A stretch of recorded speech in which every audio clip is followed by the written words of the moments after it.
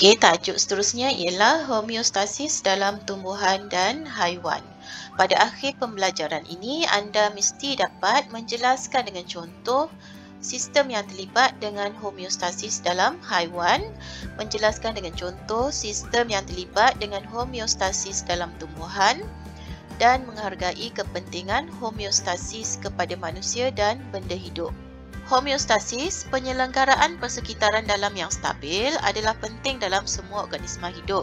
Seperti manusia, haiwan seperti kucing dan anjing juga mengekalkan homeostasis apabila suhu persekitaran berubah.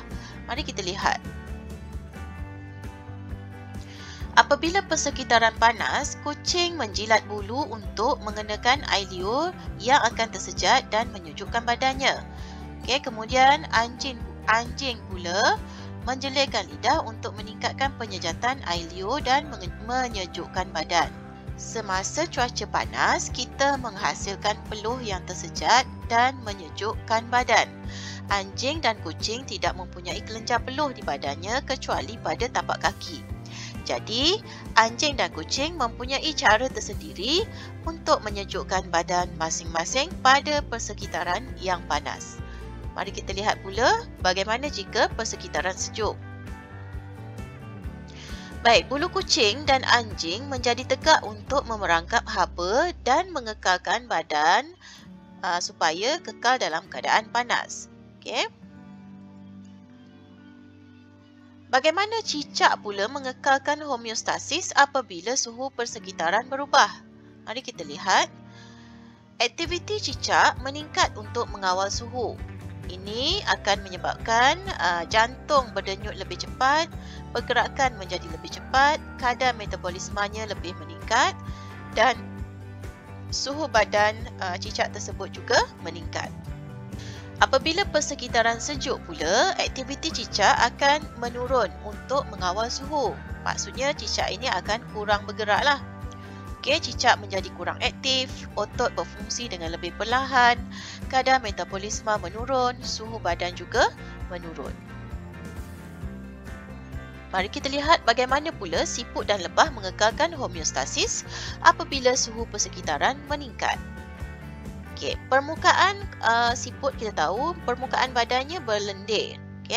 Siput menghasilkan lendir yang menyeliputi badan dan mencegah kehilangan air melalui penyejatan dari permukaan kulit. Siput akan berpindah ke tempat lembap untuk mengurangkan kehilangan air secara penyejatan pada hari panas. Bagaimana pula dengan lebah? Badan lebah mempunyai lapisan berlilin. Lapisan kulit berlilin mencegah kehilangan air berlebihan. Kehilangan air hanya berlaku melalui spiracle. Lebah menutup spiracle di antara dua pergerakan pernafasan untuk mengurangkan kehilangan air.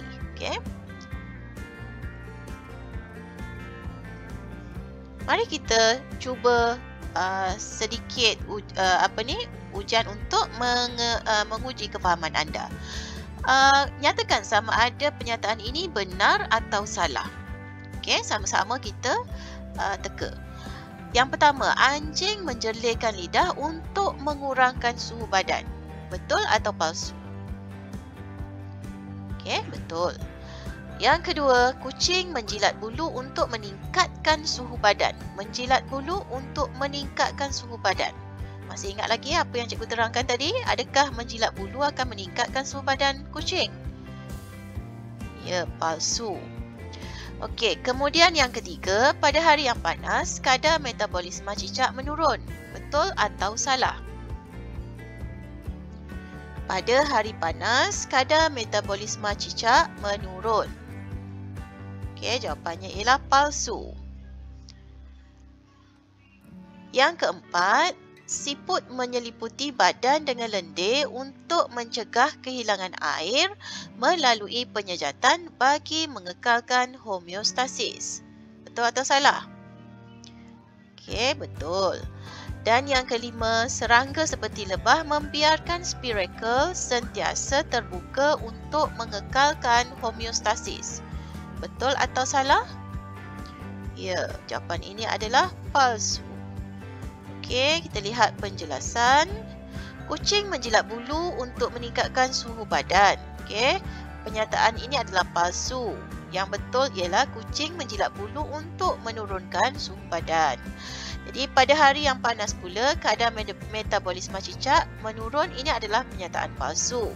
Pernyataan yang betul ialah pada hari yang panas, kadar metabolisme cicak akan meningkat. Serangga seperti lebah membiarkan spirakel sentiasa terbuka untuk mengekalkan homeostasis. Ini adalah pernyataan yang palsu. Okay, serangga seperti lebah menutup spirakelnya di antara dua pergerakan pernafasan untuk mengekalkan homeostasis. Homeostasis, penyelenggaraan persekitaran yang stabil adalah penting dalam semua organisma hidup. Seperti manusia, haiwan seperti kucing dan anjing juga mengekalkan homeostasis apabila suhu persekitaran berubah. Dalam cuaca panas, cicak mengekalkan homeostasis dengan meningkatkan denyutan jantung, kadar metabolisme dan pergerakan. Manakala dalam cuaca sejuk, homeostasis dikekalkan dengan mengurangkan pergerakan otot, kadar metabolisme dan suhu badan. Siput mengekalkan homeostasis dengan menghasilkan lendir yang menyeliputi badan dan mencegah kehilangan air melalui penyejatan dari permukaan kulit. Lebah mengekalkan homeostasis dengan menutup spirakel dan mengurangkan kehilangan air. Lapisan kulit beliling juga mencegah kehilangan air berlebihan. Tumbuhan mengekalkan kandungan air di dalam sel melalui homeostasis. Mari kita lihat apa yang berlaku kepada sel tumbuhan apabila sel mengandungi cukup air dan tidak cukup air. Okey, keadaan yang pertama ialah cukup air. Dalam keadaan cukup air, tumbuhan segar dan tegak. Sel menjadi segah kerana cukup air. Okey. Permukaan bawah daun, bagaimanakah tumbuhan kehilangan air? Okay, ini adalah permukaan di bahagian bawah daun. Lapisan berlilin pada daun mengurangkan kehilangan air akibat penyejatan melalui permukaan daun. Air hanya boleh terbebas melalui liang-liang seni yang dipanggil stoma pada daun. Mari kita lihat. Okay, ini adalah permukaan bawah daun. Terdapat lebih banyak stoma pada permukaan bawah daun. Stoma berada di antara dua sel pengawal. Sel-sel pengawal mengawal pembukaan dan penutupan stoma. Ini adalah sel pengawal seperti biji kacang, ya, sepasang. Okey, kemudian stoma berada di tengah-tengah di antara dua sel pengawal ini. Apabila sel pengawal membuka bukaan, maka stoma akan terbuka dan membesarlah. Jika sel pengawal menutup stoma ni, maka stoma akan mengecil dan tertutup.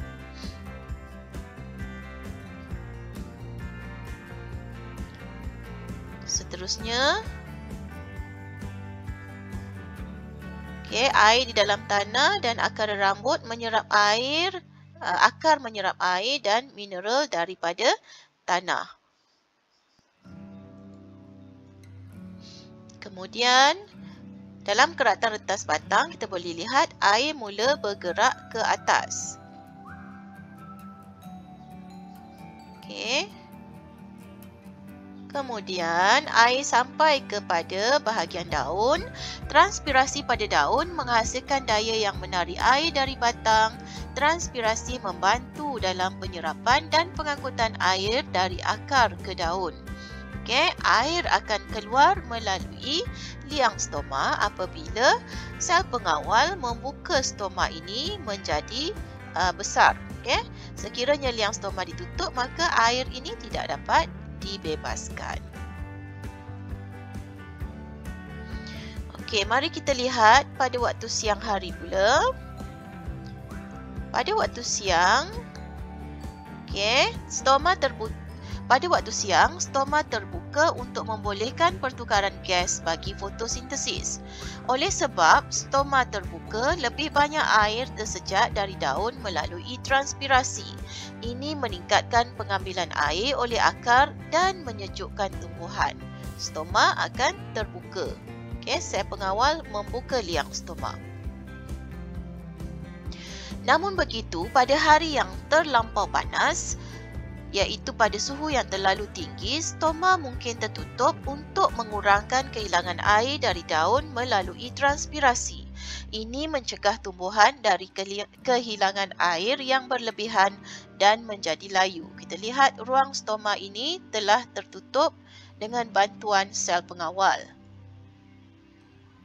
Pada waktu malam hari pula, fotosintesis tidak berlaku dan stoma biasanya tertutup untuk mengurangkan kehilangan air.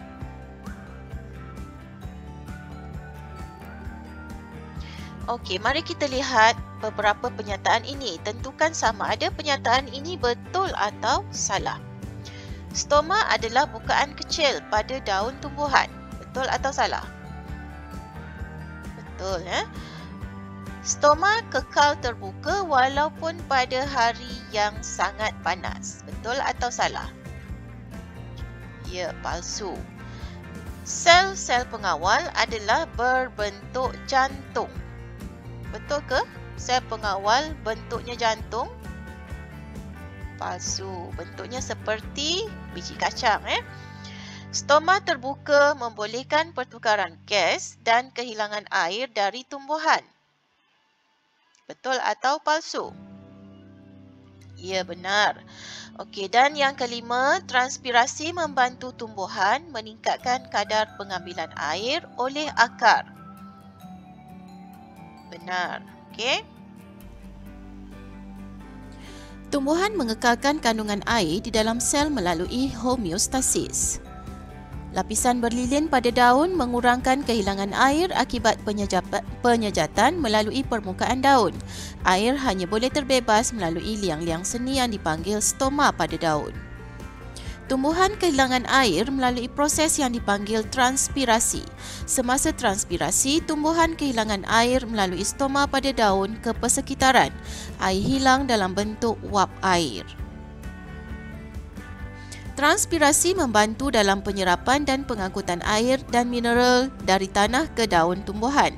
Pada masa yang sama, penyejatan air dari daun menyejukkan tumbuhan ketika cuaca panas. Pada waktu siang, stoma terbuka untuk membolehkan pertukaran gas bagi fotosintesis. Oleh sebab stoma terbuka, lebih banyak air tersejat dari daun melalui transpirasi.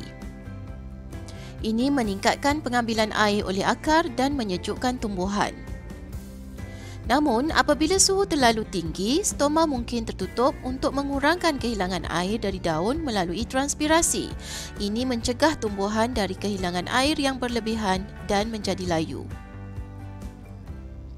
Pada waktu malam, fotosintesis tidak berlaku dan stoma biasanya tertutup untuk mengurangkan kehilangan air.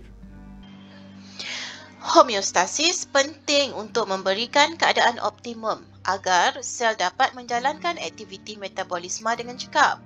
Metabolisme merujuk kepada semua tindak balas kimia yang berlaku di dalam organisma untuk mengekalkan kehidupan. Mari kita lihat dalam respirasi. Respirasi adalah tindak balas kimia yang berlaku di dalam semua sel hidup. Respirasi menyerap glukosa dan juga oksigen dan membebaskan air, tenaga dan karbon dioksida. Respirasi adalah tindak balas kimia yang berlaku di dalam semua sel hidup. Fotosintesis pula adalah tindak balas kimia yang berlaku di dalam sel daun. Fotosintesis menyerap tenaga cahaya matahari, karbon dioksida, glukosa dan juga air serta menghasilkan kanji dan membebaskan gas oksigen sebagai hasil sampingan. Tindak balas kimia dalam sel dikawal oleh enzim. Namun, enzim adalah sensitif terhadap perubahan dalam persekitaran seperti suhu. Apakah yang berlaku di dalam badan kita apabila suhu berterusan meningkat atau menurun? Mari kita lihat apa berlaku apabila suhu tinggi dalam badan kita. Suhu yang lebih tinggi daripada suhu normal badan boleh menyebabkan demam panas atau strok haba. Semasa berlaku demam panas yang teruk, enzim akan menjadi rosak, sel tidak dapat menjalankan tindak balas kimia secara optimum dan ini boleh menyebabkan kematian. Suhu normal badan manusia ialah sekitar 37 darjah Celsius. Bagaimana pula apabila suhu badan rendah? Okay, suhu yang lebih rendah daripada suhu normal boleh menyebabkan hipotermia. Semasa berlaku hipotermia yang teruk, kadar aktiviti enzim menjadi sangat rendah. Sel tidak dapat menjalankan tindak balas kimia secara optimum dan ini boleh menyebabkan kematian. Mengapakah homeostasis penting untuk organisma hidup? Adakah untuk membolehkan enzim berfungsi secara optimum? Ya. Adakah untuk mengekalkan persekitaran dalam badan bagi sel menjalankan aktiviti metabolisme dengan cekap? Pun betul. Dan untuk membolehkan organisma mengubah keadaan luaran, bolehkah organisma mengubah keadaan luaran? Okey, tentulah tidak boleh ya. Okey, jadi jawapannya ialah dua yang pertama tadi. Homeostasis penting untuk memberikan keadaan optimum agar sel badan dapat menjalankan aktiviti metabolisme dengan cekap.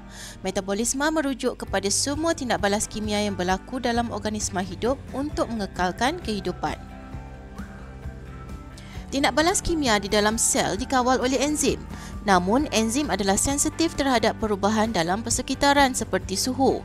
37 darjah Celsius adalah suhu normal badan. Pada suhu ini, enzim-enzim berfungsi secara optimum. Suhu yang lebih rendah daripada suhu normal badan boleh menyebabkan hipotermia. Semasa berlaku hipotermia yang teruk, kadar aktiviti enzim menjadi sangat rendah.